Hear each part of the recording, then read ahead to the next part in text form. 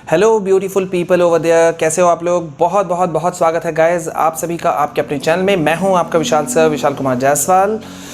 Guys ये video मुझे बनाने के लिए शायद 2 बार 3 बार सोचना पड़ा कि मैं बनाऊं कि नहीं बनाऊं। फिर एट द एंड मैंने सोचा ये मैं आपके लिए डाल देता हूं, ठीक है, सो डैट कि आपको सारी चीज़ें पता रहे। तो प्लीज़ वीडियो के अंत तक रहिएगा ताकि आप सारी चीज़ समझ सके, सुन सके और उसी अकॉर्डिंग फिर आप लोग को स्टेप्स भी ले सको, उठ भी सको, खड़े भी हो सको। Okay fine.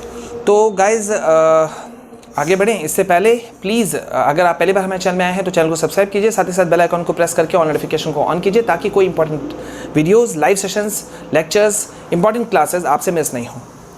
गाइज अभी ये मामला जो है वो ये मामला कहाँ से उठ रहा है, जहाँ पे खुद हमारे लाइव सेशंस में भी हुआ है, ठीक है, हमने देखा है, आप लोगों ने देखा होगा। कई लोग जब हम लोग पॉजिटिवली बात कर रहे होते हैं, ठीक है, जैसे अभी प्रीवियस अगर पिछले 7, 8, 10 लाइव सेशंस को भी अगर आप उठा लो तो कितने ऐसे मिलते हैं जो कि नेगेटिव बातें बोलते हैं। नेगेटिव इन द सेंस कि कंपार्टमेंट एग्ज़ाम्स कैंसिल नहीं होने चाहिए, ठीक है। और मैंने वहाँ लाइव सेशंस में भी ये रिपीट किया है बार बार कि ये आपकी इंडिविजुअल राय हो सकती है, हम आपके राय से कोई अगेंस्ट नहीं जाते हैं, लेकिन ये मेजॉरिटी जो है वो इस फेवर में है कि एग्ज़ाम्स कैंसिल होने चाहिए, ठीक है, और अभी हमें उसी के ऊपर फोकस करना चाहिए, ठीक है। हम इसको डिटेल से डिस्कस करेंगे, मैं आपको पूरा मामला समझाता हूँ। देखो मामला क्या हो रहा है, शायद अब वो लोग स्टूडेंट होंगे ऐसा तो मुझे नहीं लगता, या स्टूडेंट हैं भी तो भी मुझे नहीं लगता कि बहुत सारे बच्चे कह रहे हैं कि एग्ज़ाम्स कैंसिल नहीं होना चाहिए, अगर कैंसिल होंगे तो हम एग्ज़ाम्स हमको एग्ज़ाम में अपीयर होना है, इस तरह के, ठीक है। और ये सब जब मैं सोच रहा था इन चीज़ों को तो उसी वक्त एक चीज़ हुआ कि सुप्रीम कोर्ट में पिटीशन डला, सुनवाई हुई। लेकिन अगर आप लोगों ने अभी तक नोटिस किया हो तो ज़रा गौर करो, इंडिया टीवी छोड़ करके किसी भी अदर जगह पर इसके बारे में आपको कोई खोज खबर नहीं मिलती है, आपके पास में कोई अपडेट्स नहीं है। गौर किया है आप लोगों ने इस बात को? अगर आप लोग गौर करो, अभी भी आप सर्च करके देखो, ठीक है, सिर्फ 1 या 2 के पास में है, वो भी वो प्रॉपर चैनल वाइज आप बोल सकते हो कि नहीं है।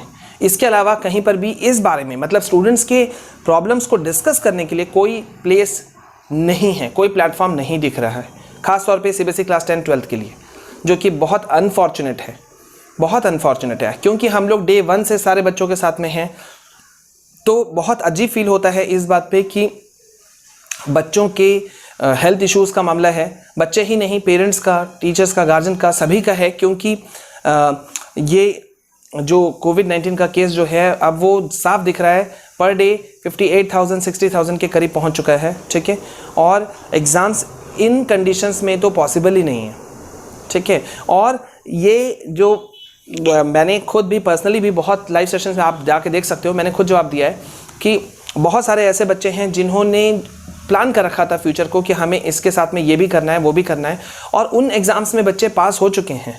अभी नाम हाइड आउट रखना है इसलिए मैं नाम नहीं बोल रहा हूँ, उस बच्चे ने रिक्वेस्ट किया है, लेकिन बिना नाम लिए उस बच्चे का मैं केस बता रहा हूँ कि वो एग्ज़ाम अपना आगे क्लियर कर चुका है, ठीक है, लेकिन एक सब्जेक्ट में 1 नंबर से कंपार्टमेंट आने की वजह से उसका सारा जो है वो प्लान गड़बड़ा गया है। तो ऐसे बच्चों की क्या गलती है, क्यों ऐसे बच्चों को मतलब एग्ज़ाम्स कैंसिल उनके लिए नहीं होना चाहिए।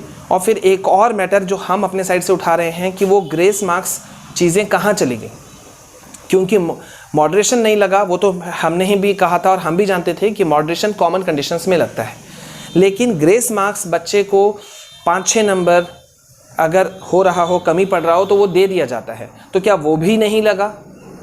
अनबिलीवेबल। जब मार्किंग स्कीम को सुप्रीम कोर्ट में सीबीएसई ने रखा था तो उस वक्त इन चीज़ों पे उन लोगों ने क्यों नहीं सोचा कि कुछ बच्चों का ऐसा केस हो सकता है जो बच्चे 1-2 नंबर से, ठीक है, 2-4 नंबर से जिनका कंपार्ट आ जाए, तो उस स्थिति में क्या होगा, क्या हम स्टेप लेंगे।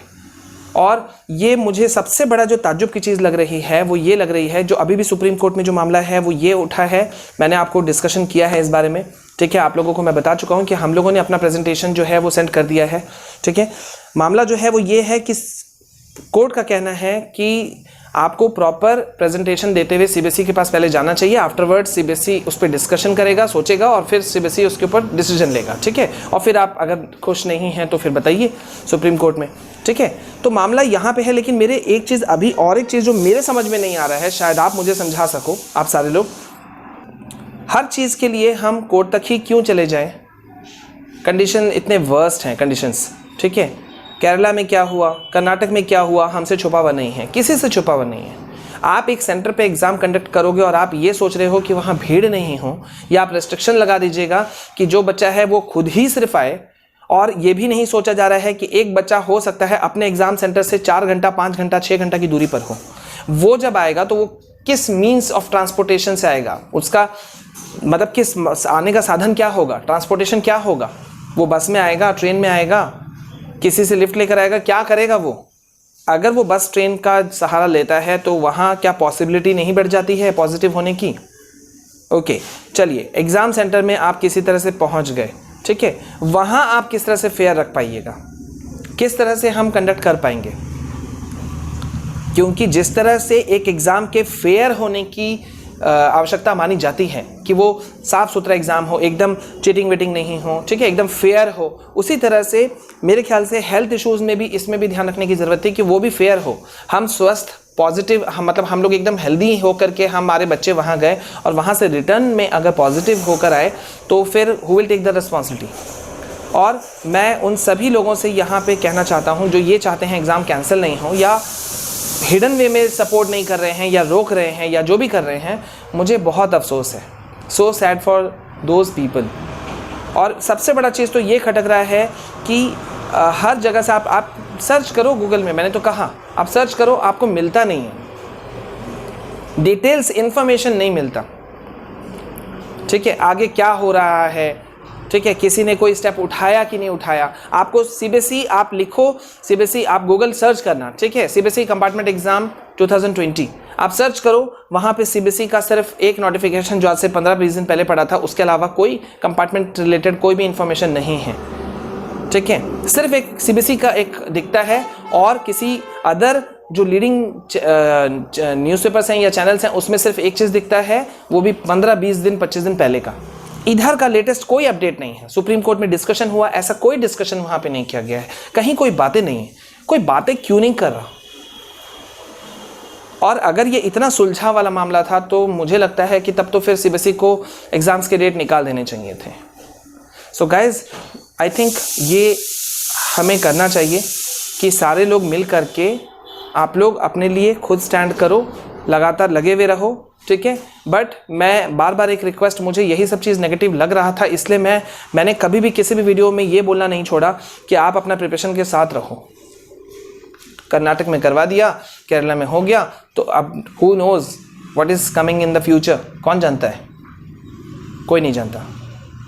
सो बच्चों, आप लोगों को अपना प्रिपरेशन बिल्कुल नहीं छोड़ना है, ठीक है। और प्लीज़ वीडियोस को, आप इन वीडियोस को ज़्यादा से ज़्यादा लिंक को, इस वीडियोस के, इन वीडियोस की लिंक को ज़्यादा से ज़्यादा शेयर कीजिए जिस भी सोशल मीडिया प्लेटफॉर्म पे हो, ताकि सभी बच्चों को क्लियर हो, ठीक है। और पर्सनली मुझे बहुत खुशी होती है जब आप कहते हैं कि सर ऑथेंटिक इन्फॉर्मेशन पाने के लिए हम आपके तरफ आते हैं, आपके पास आते हैं, तो ये मुझे पर्सनली बहुत अच्छा लगता है कि हम आपको एक पॉजिटिव राय, पॉजिटिव चीज़ें हम आपको दे पाते हैं, ऑथेंटिक इन्फॉर्मेशन, ऑथेंटिक चीज़ें।